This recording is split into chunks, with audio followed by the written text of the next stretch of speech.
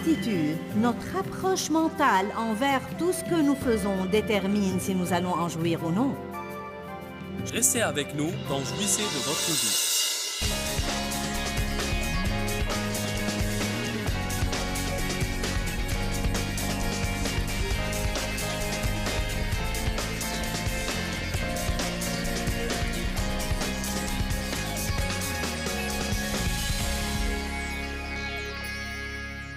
Je suis heureuse que vous vous soyez joints à nous. Aujourd'hui, je commence à enseigner une toute nouvelle série que j'ai intitulée « Chercheurs de la faveur des hommes ». Nous devons cesser de chercher la faveur des hommes et tâcher d'être agréables à Dieu. Je pense que c'est un problème majeur pour beaucoup de gens et je m'attends vraiment à ce que beaucoup soient délivrés et libérés pour qu'ils puissent être vraiment eux-mêmes. Les titres des sujets dans cette série sont « Vivre pour être agréable au Seigneur »,« Être confiant », 7 signes de celui qui cherche la faveur des hommes et une chose qui vous manque encore. Je crois vraiment que vous allez aimer cette série et je vous encourage à vous engager et à regarder ce programme tous les jours, à recevoir cet enseignement et à laisser Dieu vous délivrer de tout ce qui vous porte à chercher la faveur des hommes. Que Dieu vous bénisse. Jouissez d'aujourd'hui. Si vous avez une relation avec quelqu'un qui exerce une pression sur vous, quoi que vous fassiez, il ne sera jamais satisfait. Car si ce n'est pas une chose qui me mécontente, c'en est une autre. Donc, écoutez-moi, à un certain moment, vous devez décider de suivre votre cœur. À un certain moment, vous devez être fidèle à votre cœur, qui doit être rempli du Saint-Esprit. Donc, soyez fidèle à votre cœur. Je veux dire, soyez fidèle au guidage du Saint-Esprit. Car vous et lui êtes joints. Amen. Si vous êtes régénéré, il vous donne un nouveau cœur. Il vous donne son cœur, il met son esprit en vous. Donc nous devons en arriver au point où nous pouvons distinguer la chair de l'esprit. Et si nous disons « j'ai vraiment une chose à cœur », cela devrait être en accord avec Dieu. Donc je peux vous dire, vous pouvez suivre votre cœur, car votre cœur devrait être rempli de lui. Mais tellement de gens sont en train de faire ce que les autres veulent qu'ils fassent, et alors ils sont pleins d'amertume et de ressentiment, et se sentent exploités et maltraités, et ils sont aigris, et ils souffrent le martyre. Mais ceci ne peut pas arriver si nous faisons ce que nous faisons pour les bonnes raisons. Amen. Certains de vous ont probablement passé toute leur vie à essayer de faire plaisir aux gens, et vous êtes mécontents, et vous ne savez même pas ce qui ne va pas avec vous. Donc, peut-être que ce message vous ouvrira les yeux, mais d'autres savent qu'ils sont contrôlés par les autres, et ils détestent ça. Et ils n'aiment pas l'être, mais ils y sont comme dans un manège, dans un engrenage duquel il semble qu'il est impossible de sortir. Je peux vous le dire, si vous décidez de commencer à vivre votre vie après avoir laissé quelqu'un vous contrôler, il ne va pas l'aimer.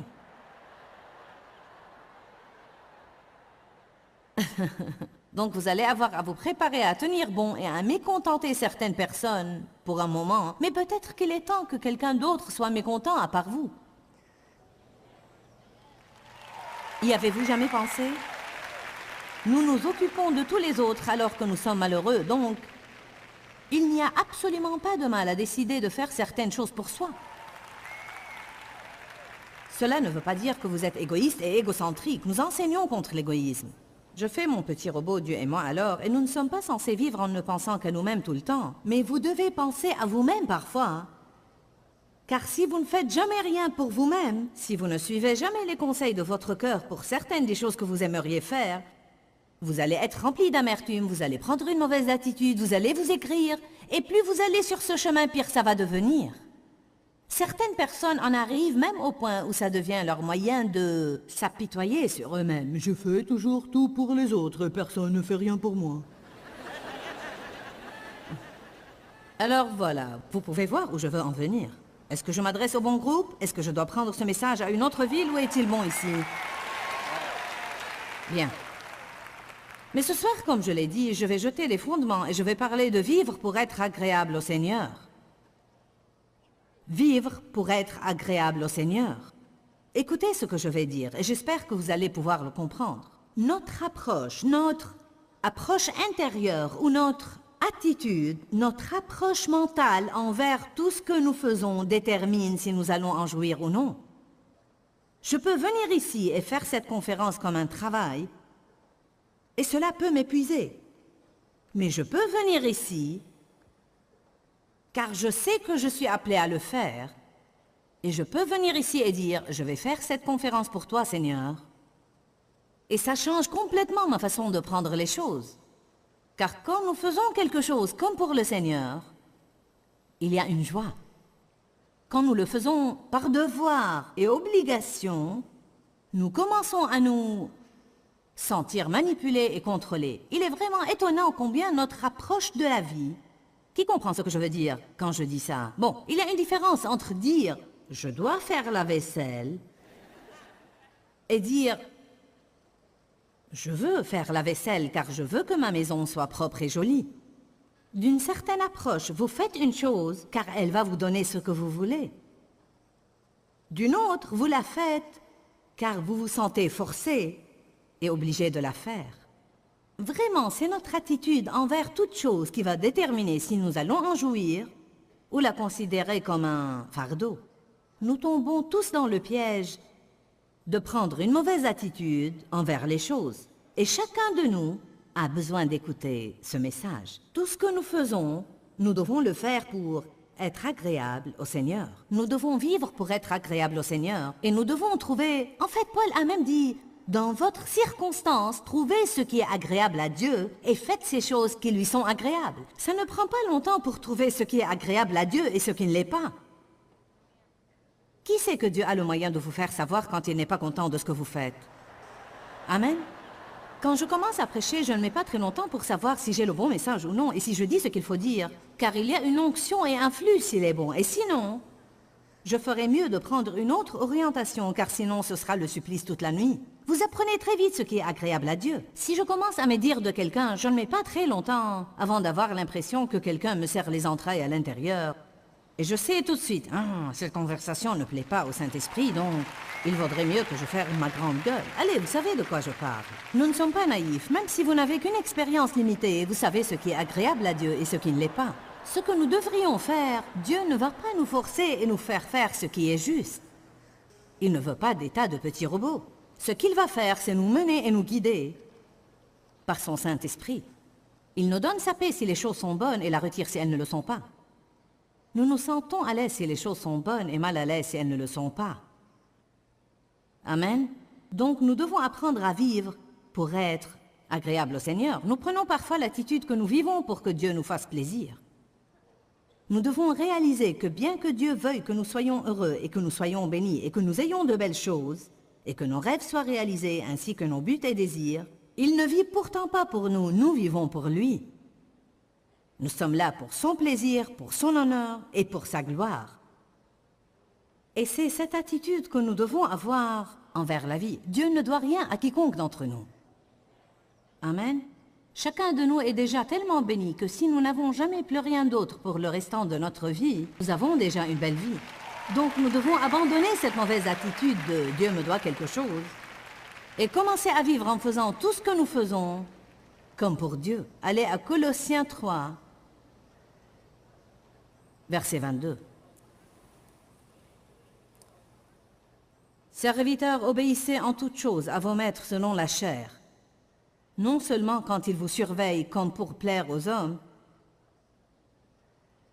mais avec la simplicité et le bon cœur de ceux qui craignent le Seigneur, en témoignage sincère de votre amour pour lui. C'est si bon et si pratique, car il dit en fait, « Et vous tous qui avez trouvé un travail, allez au travail et travaillez dur et donnez à votre patron une bonne journée de travail pour le bon salaire d'une journée. Et ne travaillez pas et ne faites pas le bien sous ses yeux, comme pour plaire aux hommes, mais faites-le comme pour le Seigneur, allant au travail pour travailler pour lui et non pour les hommes, et faisant le bien pour Dieu et non pour les hommes. Pouvez-vous imaginer l'impact que les chrétiens pourraient avoir sur le monde? Ayons une révélation ce soir. Pouvez-vous imaginer l'impact que nous pourrions avoir sur le monde si les chrétiens qui occupent des postes dans des endroits publics étaient dans leur travail des gens d'excellence?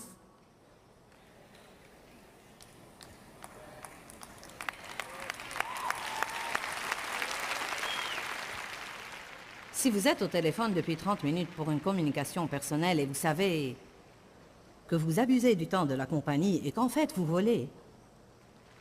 Appelons les choses par leur nom. Et le patron entre et vous raccrochez tout à coup ou vous faites semblant de parler travail. Sommes-nous vraiment tellement insensés pour penser que Dieu ne voit pas ça ou qu'il l'approuve? Pensons-nous vraiment que nous n'aurons pas des comptes à rendre? Je suis vraiment contente d'être à l'antenne en ce moment, car vraiment, Dieu soit loué. Non seulement nous avons une salle comble, mais aussi des millions qui nous regardent à la télé. Et nous devons entendre ce genre de truc. Laissez-moi vous le lire à nouveau. Il parle des serviteurs et des maîtres de ce monde. Il parle en fait d'employés et de patrons. Serviteurs, obéissez en toutes choses à vos maîtres selon la chair, non seulement lorsqu'ils vous surveillent comme pour plaire aux hommes. Ça ne peut pas être plus clair. Cela doit provoquer une certaine conviction. Vous avez tous l'air trop innocents pour moi. Quel genre de choses faisons-nous lorsque le patron n'est pas là? Naviguer sur Internet? Eh bien, je vais continuer. Verset 22. Mais avec la simplicité et le bon cœur. Cela veut dire, faites de votre mieux. Si vous allez au travail, mettez-y votre cœur. Vous dites, je n'aime pas mon travail stupide. Eh bien, ça n'a aucune importance, franchement. Vous êtes payé pour le faire, alors vous devez vous y investir. Et si vous vous y investissez, vous l'aimeriez beaucoup plus que quand vous le faites sans conviction. Si jamais vous espérez trouver un autre travail, vous feriez mieux d'agir comme il faut là où vous êtes, car Dieu ne va pas vous en donner un autre si vous ne vous conduisez pas bien là où vous êtes. Amen. Et puis si vous détestez tellement votre travail, il y a quelqu'un dans votre ville qui voudrait bien l'avoir. Et faites-le comme ceux qui craignent le Seigneur en témoignage sincère de votre amour pour lui. Voilà la chose qui me vient à cœur maintenant. Nous ne témoignons pas de notre amour et révérence et respect et dévotion pour Dieu juste en allant à l'église. Je crois que beaucoup de gens pensent vraiment que parce qu'ils font ce trajet unique à l'église chaque dimanche matin, cela veut dire qu'ils ont accompli leur devoir envers Dieu. Je ne dis pas que le Seigneur n'apprécie pas que nous prenions le temps d'aller à l'église chaque semaine, et je pense que c'est une merveilleuse habitude. Mais nous témoignons de notre révérence et de notre dévotion pour Dieu dans notre vie quotidienne. Comment nous vivons notre vie, et surtout comment nous vivons quand personne ne nous voit. Je dois le dire encore une fois, c'est surtout comment nous vivons quand personne ne nous voit. Si le seul moment où nous allons faire ce qui est juste est quand quelqu'un nous le fait faire,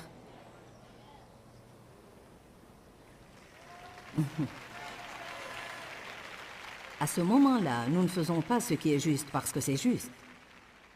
Nous le faisons pour plaire aux hommes et pour être appréciés.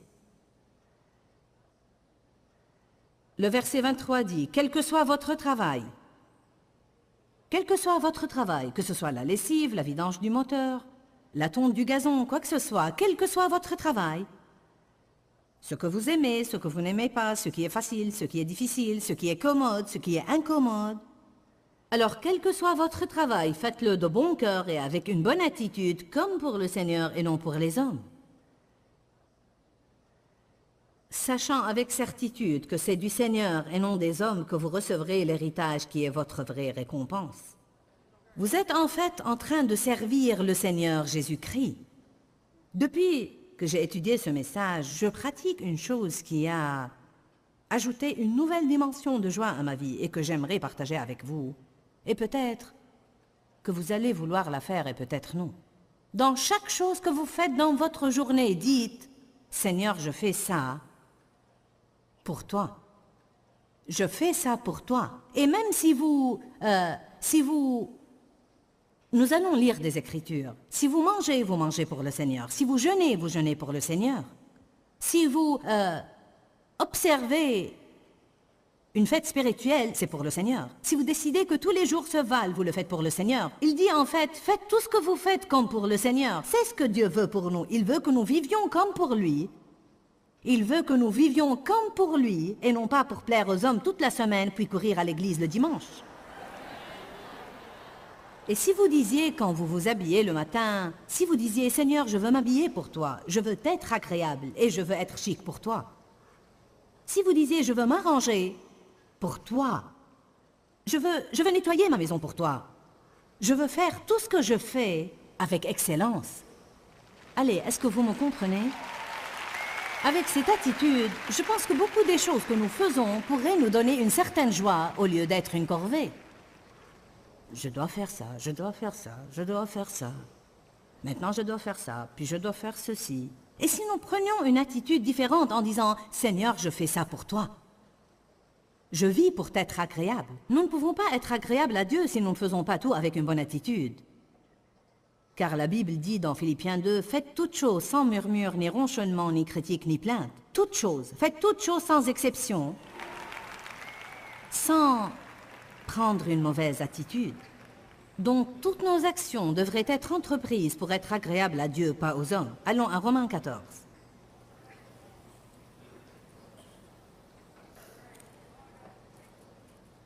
Au beau milieu de tout ça, nous devons penser à nos motifs.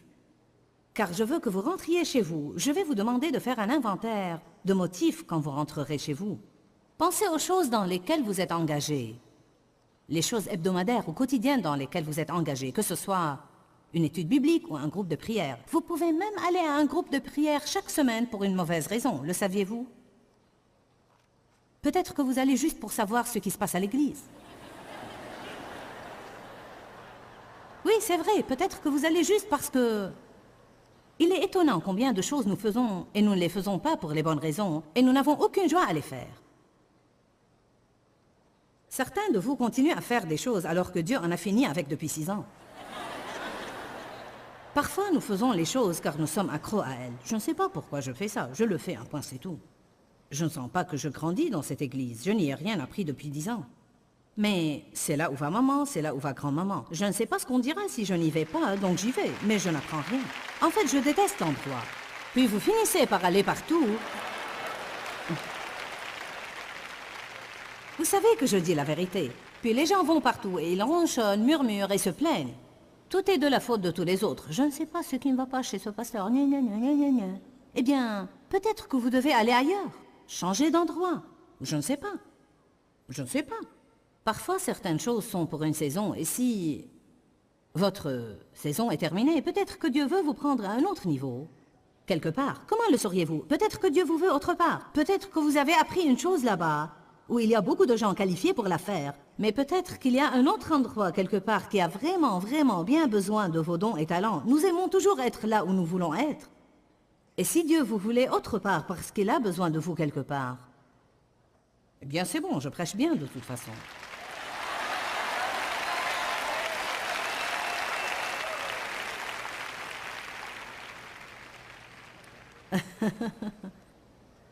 Romains 14, 5. Tel fait une distinction entre les jours, tel autre dit, non, ils se valent tous. Que chacun soit pleinement convaincu et satisfait en son esprit. Celui qui tient compte des jours, le fait pour le Seigneur. Celui qui mange, le fait pour le Seigneur, car il rend grâce à Dieu. Et celui qui s'abstient, le fait pour le Seigneur et rend grâce à Dieu. Nul de nous ne vit pour lui-même, mais pour le Seigneur. Et nul de nous ne meurt pour lui-même, mais pour le Seigneur. Si nous vivons pour le Seigneur. Et si nous mourrons pour le Seigneur. Que nous vivions ou que nous mourions, nous sommes au Seigneur. Ça a l'air d'être très clair pour moi, amen. Si je fais la vaisselle, je dois la faire pour le Seigneur. Si je vais au travail en voiture, je dois le faire pour le Seigneur. Si je tonds le gazon, je dois le faire pour le Seigneur. Si je vais à l'épicerie, je dois le faire pour le Seigneur. Si je m'habille le matin, je dois le faire pour le Seigneur. Je crois que ce que je vous dis est absolument vrai. Je crois vraiment que Dieu m'a révélé ça. Si nous commençons à faire ça, une nouvelle dimension de joie et d'enthousiasme et de vivacité viendra dans notre vie. Même dans toutes les choses, terre à terre, les choses quotidiennes et ordinaires qui nous embêtent tellement, une fraîcheur et une nouveauté pourraient venir dans votre vie qui vous sera agréable. Vous pouvez sentir ça dans votre esprit? Amen. Certains vont à l'église chaque dimanche, mais pas pour le Seigneur. Vous savez que je dis la vérité. Pourquoi vont-ils? Je suis censé le faire. Celui qui tient compte des jours le fait pour le Seigneur. Celui qui mange, mange pour la gloire du Seigneur. Ça changera peut-être certaines choses, n'est-ce pas? Nous n'allons pas nous arrêter là, c'est délicat.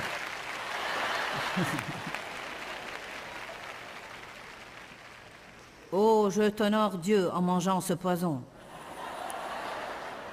Oh oh, car il rend grâce à Dieu, et celui qui s'abstient le fait pour le Seigneur et rend grâce à Dieu. Nul de nous, verset 7, nul de nous ne vit pour lui-même, mais pour le Seigneur, et nul de nous ne meurt pour lui-même, mais pour le Seigneur. Si nous vivons, nous vivons pour le Seigneur, et si nous mourons, nous mourons pour le Seigneur. Que nous vivions ou que nous mourions, nous sommes au Seigneur. Nous ferions aussi bien de le comprendre. J'appartiens à Dieu et je suis censé vivre pour lui et faire toutes choses pour son honneur et sa gloire. Et si je ne le fais pas pour son honneur et sa gloire, alors je crois qu'il vaut mieux ne pas le faire.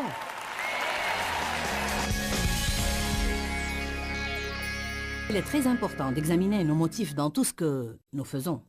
Je dis toujours que notre motif est le pourquoi derrière le quoi. Dieu ne se soucie pas tellement de ce que nous faisons autant qu'il se soucie de pourquoi nous le faisons. Décidons de mettre nos espérances dans le Seigneur et non dans les hommes.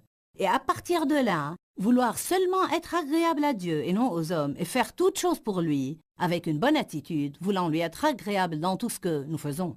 Si Dieu est content, vous serez content car il vit à l'intérieur de vous. Nous savons que Dieu est content tout le temps, mais j'entends par là s'il est vraiment content de ce que nous faisons. À ce moment-là, nous sentirons ce plaisir à l'intérieur de nous et nous jouirons de notre vie beaucoup. Quand, Seigneur, quand? Dans ce livret, Joyce Meyer vous apprend à faire confiance au temps de Dieu. Pour obtenir ce livret gratuitement, écrivez-nous à Joyce Meyer, boîte postale 40095-6300 Larnaca, Chypre. Ou bien visitez notre site web www.joycemeyer.org/fr.